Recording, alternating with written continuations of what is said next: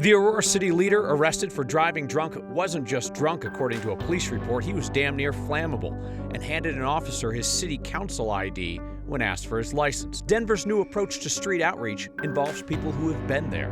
I wake up every morning knowing that I get to come out here in these same streets I tore up for so long. And President Trump strikes a different tone about the longtime Coloradan killed by ICE, with Trump saying he hopes her father still supports him after ICE shot his daughter. And the next step for a controversial large development in northern Colorado. Tonight on Next. The Aurora City Council member arrested for driving drunk over the weekend was 3 times the legal limit for DUI, according to police, and handed over his city council ID to the officer when asked for his driver's license. Rob Andrews is the head of Aurora's Public Safety Committee for the time being. He was elected to a citywide at-large seat when progressives swept council elections last November. A police report obtained by 9 News late this afternoon says Andrews' blood alcohol level was .252, more than triple the DUI limit of .08. He admitted having drinks at an event at Stanley Marketplace, about 8 miles, 25 minutes drive time from where he was arrested at Chambers in Louisiana. He was stopped for an illegal turn and weaving. The police report says when Andrews handed over his city council ID, the officer handed it back and again asked for a driver's license. And here's the kicker. Andrews' apparently sober adult son was in the truck with him. Police say the son spit in the direction of a police officer and was disrespectful, but police released the truck to the son when they took Andrews to the drunk tank for the night. Andrews posted an apology on social media Sunday. In light of the additional details about what happened that we've learned today, I reached out tonight to ask Andrews if he intends to resign. I did not immediately hear back. Denver's newest plan to address homelessness is to send people who have experienced it back out onto the streets. A new street outreach team made up of people who have been homeless or been in prison aims to connect with folks in a different way. Our Mark Salinger went out on Colfax with them. If Denver wants to solve homelessness, Stop, Jeff. You can't make me laugh, okay? the next phase starts with people who've lived through it. Did you eat today? where'd you sleep at last night?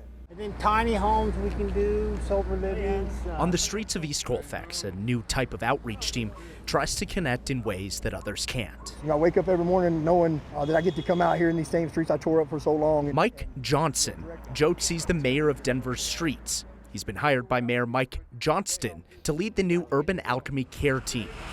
It starts with sharing his own story. I was 3.5 years out here on the streets, made a bad decision to end up incarcerated at Sterling Correctional Facility. That brought him to where he is today. What makes us different is the fact that we've been there and been through that, and then now we're doing the work that we do. It's the heart that we have to serve. It's a passion that we have behind it. It's not just a job to us.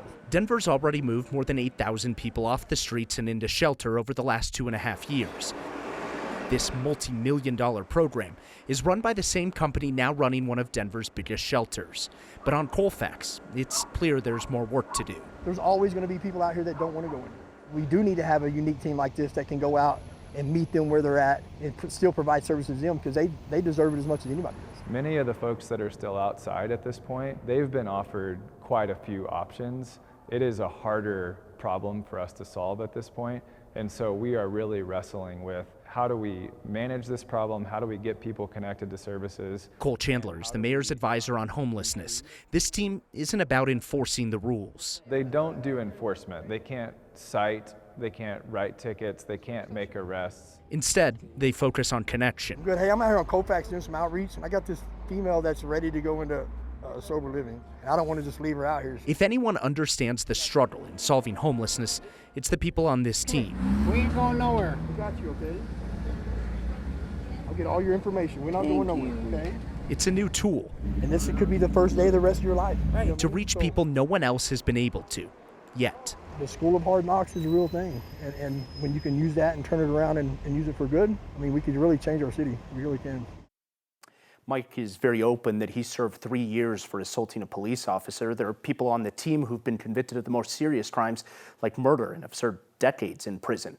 But that's who this team wants on the streets with them. Everyone on the team has a history with incarceration, homelessness, or addiction, and they feel like they can connect with people who are going through similar things in a better way. That's understandable. But Urban Alchemy has also faced accusations in other cities where it operates about current wrongdoing by their people. Yeah, there are some in San Francisco, for example, there are allegations and lawsuits over sexual assault allegations. There's also unpaid overtime allegations in San Francisco as well that are going through the court system. Denver has structured their contract with Urban Alchemy both for this particular program as well as the homeless shelters that they also operate as a performance-based system. So if they don't hit certain performance metrics, they don't get paid. Mark Salinger, thank you. Crime in Colorado dropped last year by more than 10%, according to a new report from the state. The state's Criminal Justice Division compared stats from January to June of 2025 to the same time period in 2024. It showed a 13% decrease in violent crime, including a nearly 30% drop in homicides, 42 fewer deaths. The state also recorded an 18% drop in property crime, including a 35% decrease in car thefts. That amounted to about 5,300 fewer stolen cars. The cities with the largest drops in crime included Denver, Aurora, Lakewood, and Greeley. President Donald Trump and his administration have spent weeks calling Renee Good, the longtime Coloradan killed by ICE in Minneapolis, a domestic terrorist, called her a professional agitator and a deranged leftist. Today, the president struck a softer tone, saying that Good's father is one of his supporters and that he hopes he'll still be a MAGA fan even after an ICE agent killed his daughter. I felt horribly when I was told that the young woman who was had the tragedy. It's a tragedy. It's a horrible thing. Everybody would say, ICE would say the same thing.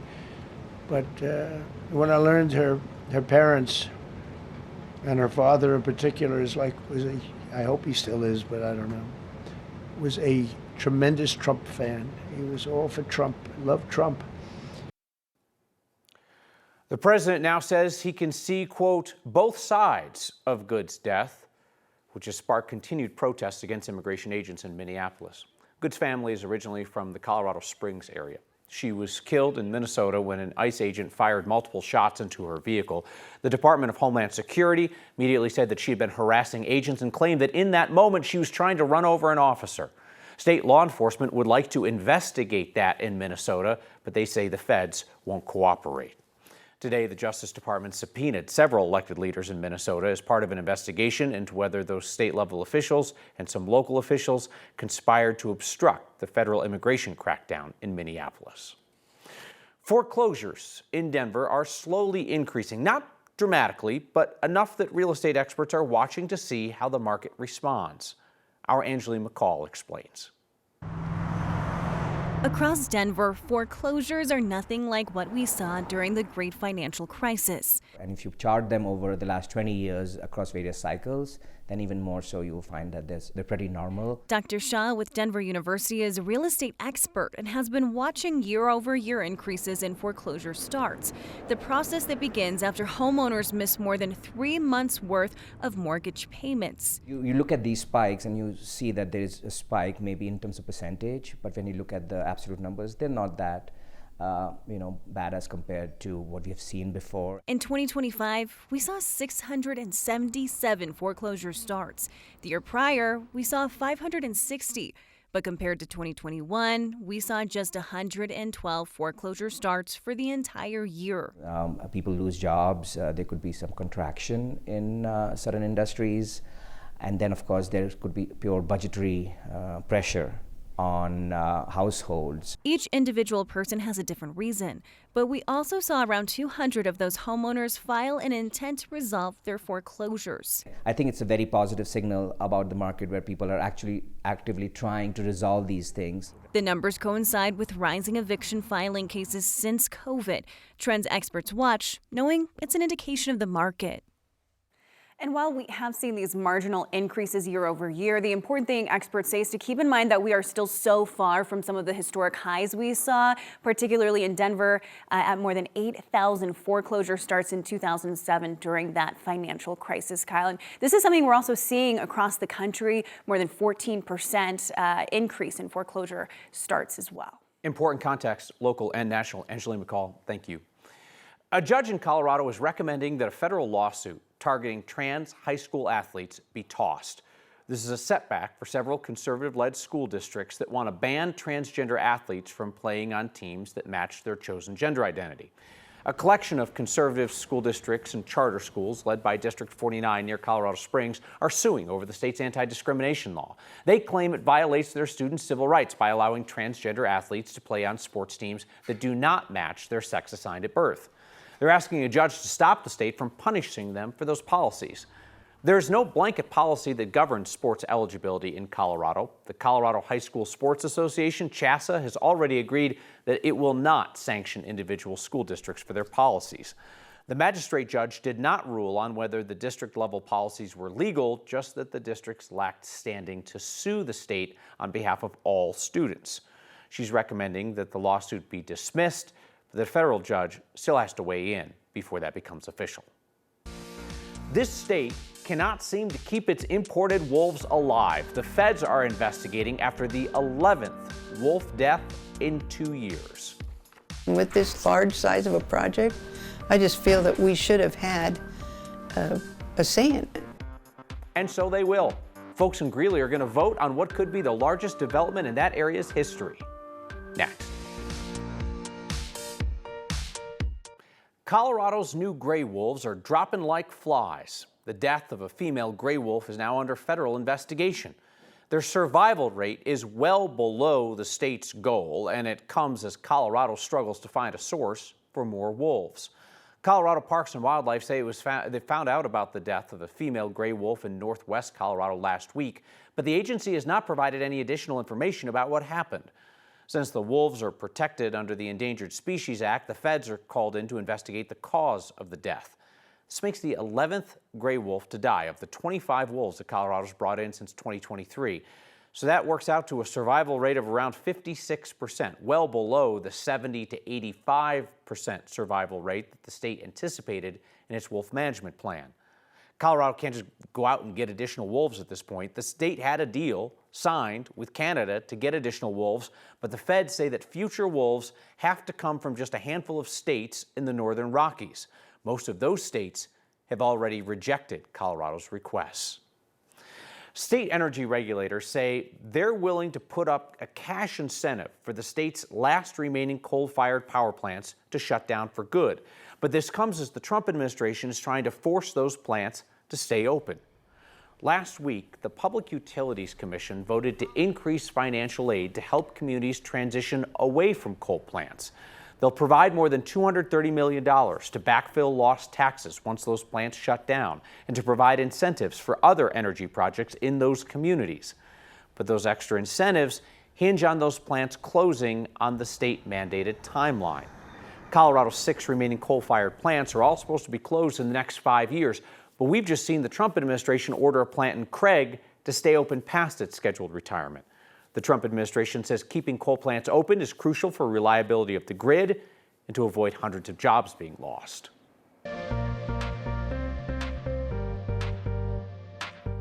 Hello, the sun is setting on a really nice day today. We had a mix of clouds and sunshine and temperatures warm in the low 50s, helped to melt off some of the snow and ice from that Sunday night, Monday morning storm. We actually had 60s on the map in southern Colorado. Denver's high of 52 is above the average of 45 and still pretty comfortable out there this hour. 44 in Denver currently, 35 in DIA. The winds are kicking in because we're seeing a cold front come in from the north. It's going to be pretty limited in terms of moisture. It's going to move really quick from the northwest to the southeast around 8, 9 o'clock.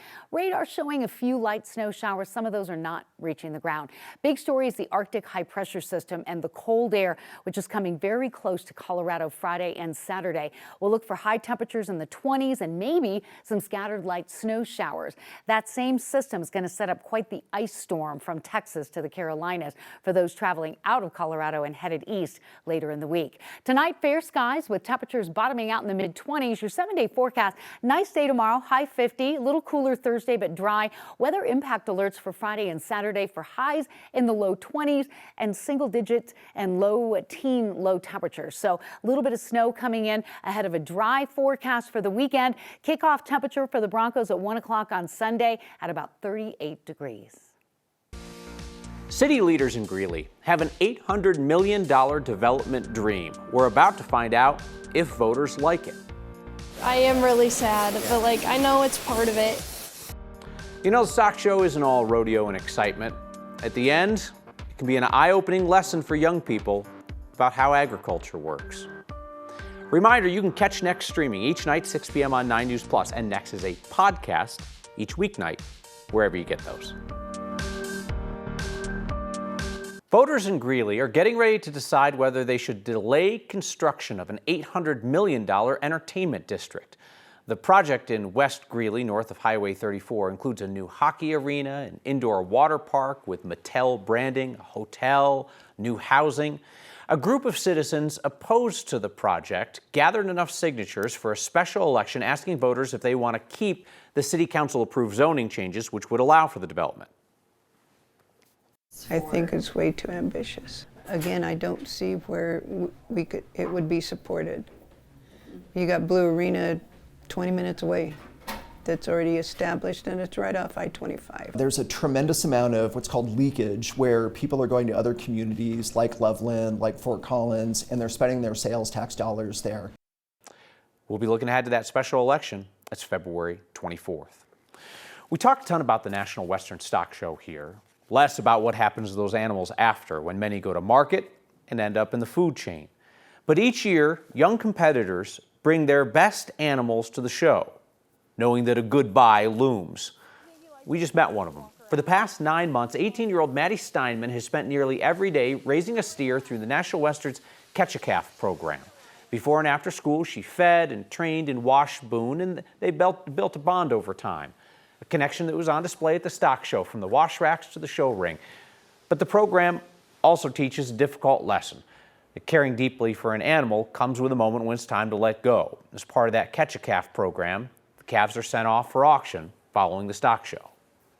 That's definitely the hardest part, because like you do spend so much time with them. I probably spend 4 or 5 hours a day with him. I am really sad, but like I know it's part of it. And it's just something that we all have to go through and do. Maddie told us that she is thankful for the time that she's had with Boone and the deeper understanding that she now has of Colorado's livestock industry.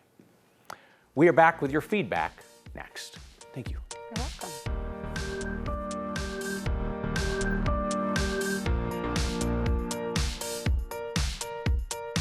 Feedback from Shirley, who writes, shout out to your photojournalists covering the opening story. That was Mark Salinger's piece about the homeless street outreach team.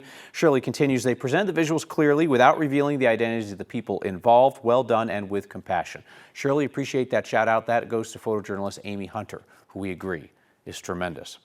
AP on X writes about Aurora City Councilman Rob Andrews' DUI arrest. In our report tonight on the police report, 3X, the legal limit, handing over his city council ID in lieu of his driver's license to the officer.